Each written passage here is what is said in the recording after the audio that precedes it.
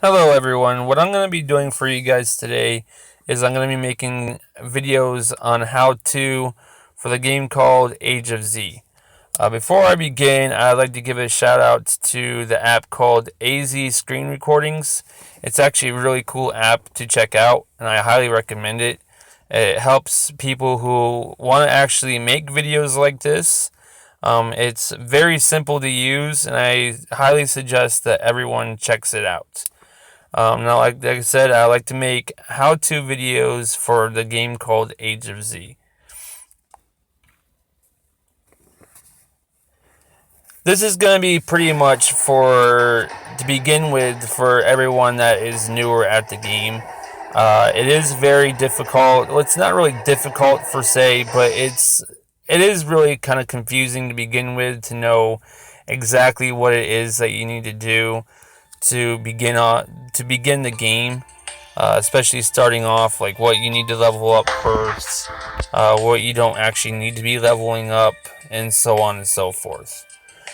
So when you log in, when you start a brand new game, you're going to be getting a peace shield. I highly recommend you don't break the peace shield. You can if you want, but it's very good to have, especially since it's a 3-day peace shield. It keeps you from not being attacked, and it helps you to be able to level up a lot faster when it comes to being the lower level that you are.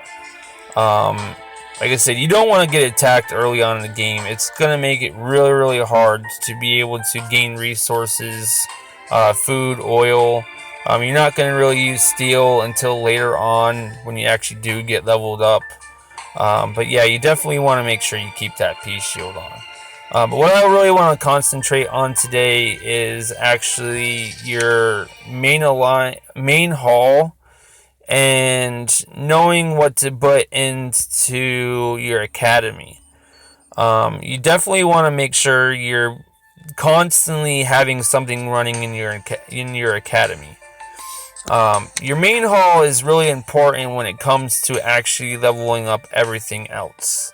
If your main hall isn't leveled up, then you can't level up your camp, you can't level up your factory, and you can't level up your hospital, and so on and so forth.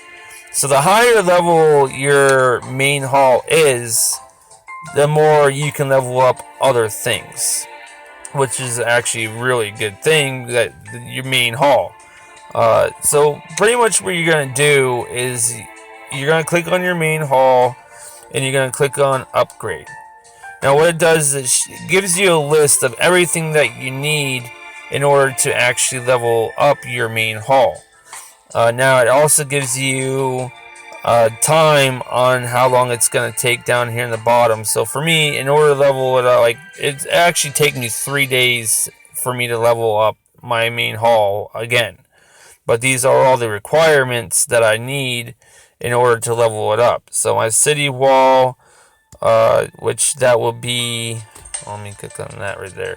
That will be right here for you guys, your city wall.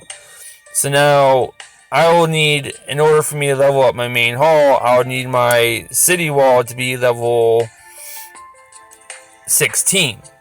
So obviously if I go here and I click on main hall, or not main hall, but city wall, now that's going to tell me exactly what I need to level up that. Obviously everything on this game requires some kind of material, whether it's food and oil. Like for me right now, I actually, since my main hall in my wall is higher up in level, I do need to use steel. But yeah, your oil is mostly what you're going to be using for your walls, and steel later on. But you want to keep that in mind. Now, when it comes to leveling up things to level it up faster, if you're not on an alliance, I highly recommend saving up as much gold as you can. In order to get peace shields, not peace shields, but golden hammers, should I say? Sorry about that. Golden hammers. What that does is it allows you to have a second building being able to upgrade, which is really, really good considering the fact that, for me, this takes 14 hours and 56 minutes. Now, I'm leveling up my camp, and I am leveling up my factory. Now, like I said, so if you only have one thing being able to upgrade, it's going to take way, way longer for you to actually be upgrading things.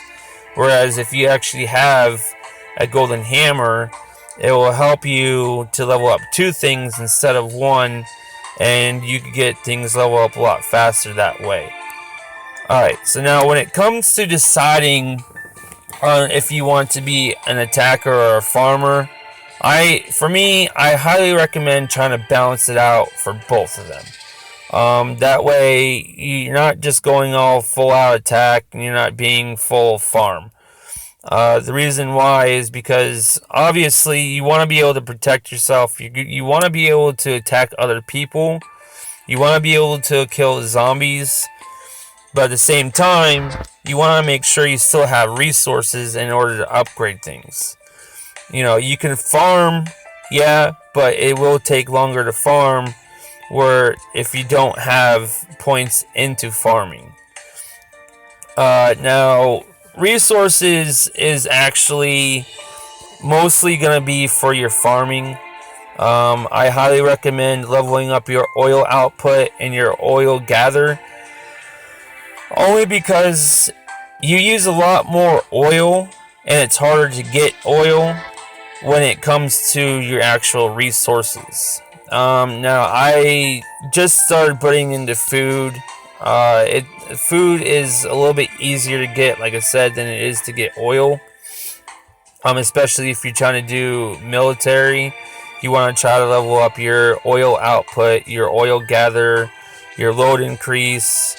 Then once you start getting further down, your depot, which depot raises max depot capacity, which makes it to where whenever you're farming an oil farm and or a food farm, you can carry more out. It will increase the amount that is actually in there for you, as far as I know. Now, oil output increases oil production for you for your actual oil buildings that you have in your main hall in your city. So my oil refinery, those are for your oil. Let's see here. Your farm is obviously for your food. Let's see what else here. Later on, you will be able to get steel mills, which gives you steel, but you won't get that until later on once you level up a little bit more, which that's not something you have to really worry about. The same thing with, let's see here, if I could find something I could build on. I'm not going to build, but it gives you an option of what you want to put on these little slots. Obviously, farm. I'm not going to max out my farm only because I really don't need the food right now. Not at the moment. I do have. You could build a medical station. Your training grounds, which I highly recommend maxing those out because the more training grounds you have, the more troops you can make. The higher you level up your training ground, the more and more and more you can make once it gets higher and higher and higher. Oil refinery, I maxed that out only because, like I said, it is harder to get oil.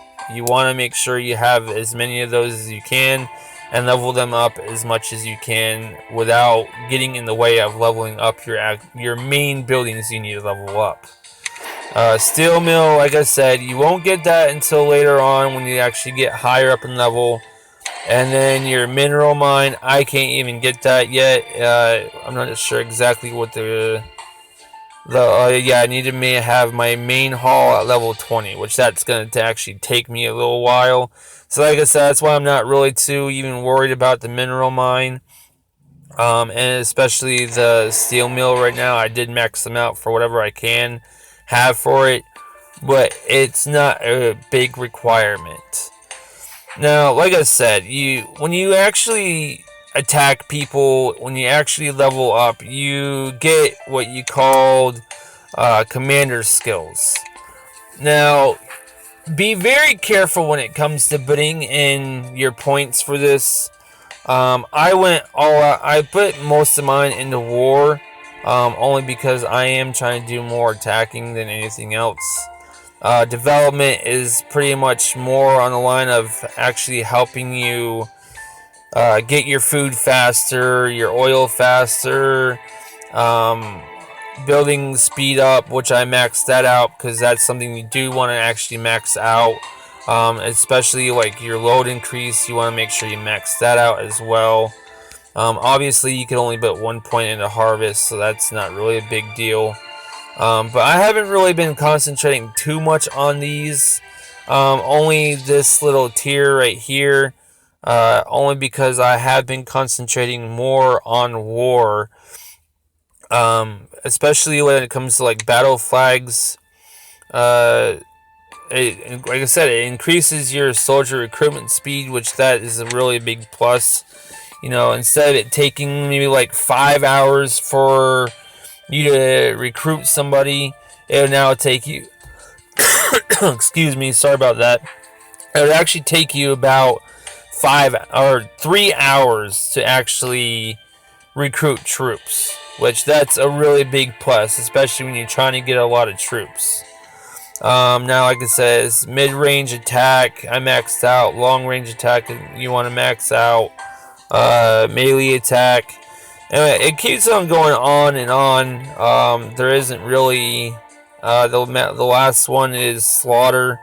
I actually haven't really even read this yet. It says, if your first solo attack after activating this skill directly kill 10% wounded troops of your enemy, limited attacks on other players. Yeah, well, okay, I'm not really too worried about that. I'm not really near close getting to that.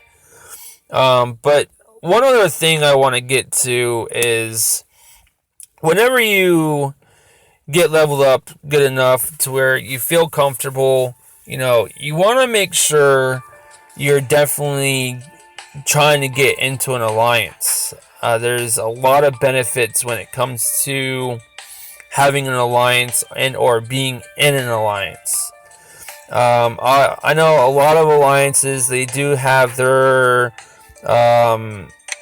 alliance schedule. So the alliance schedule is pretty much their rules when it comes to being in their alliance.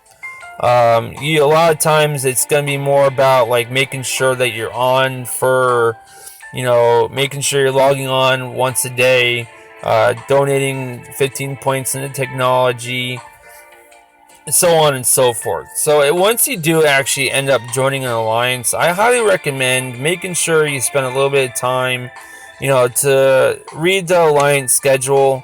That way, you're not breaking any of their rules. You're not, making them mad at you and making you get kicked off the alliance for not following the rules. Highly recommend just taking a few minutes to read everything that they have under their alliance schedule. I'm not, obviously you can see up here, I am on US1.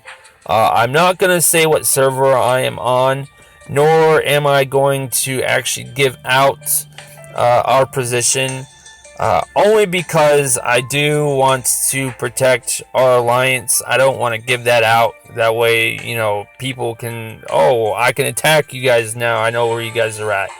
My alliance leader did tell me that, it was okay for me to make these videos, but he did not want me to post anything like that on any kind of media, just to be safe on our part. And I respected that, and I'm not going to give that information out. But like I said, when it comes to being on an alliance, I'm leveling up my research draft to my camp and my factory, and so on and so forth. Now, when you first level something up and you're on an alliance, it gives them the ability to help you out to actually make your buildings level up faster. Now that would actually be under the embassy right here. Excuse me, I'm sorry about that again. My throat is a little dry. But yeah, so whenever you actually level something up, it will actually pop up a message under what would be under Alliance Help. So as you can see right here, 21 people have helped me out of 22. 20 out of 22 people have helped me out. It takes off a lot of time when it comes to leveling up, and that is definitely a very, very big help when it comes to trying to level things up. One other thing before I end this video, whenever you do start building all of these, you know, the oil refinery, your food, your farm, and everything else, very simple thing to do, so you're not sitting there cleaning on everything, and, you know, it takes forever, especially since you actually have so many. It does explain it to you on the game, but I want to show you guys here as an example. Pretty much all you gotta do is actually just shake your phone, and it takes care of it for you. You don't have to sit there and waste all that time clicking on everything and just get the resources. Just shake your phone a little bit, and it'll automatically do that for you. But yeah, that'll be pretty much it for this video. My next video, I will try to do more on the command center, and your officers. It's very important to actually have your officers, leveling them up. But like I said, that's going to be it for this video. My next video, like I said, will be on the command center, and that will be it for this video.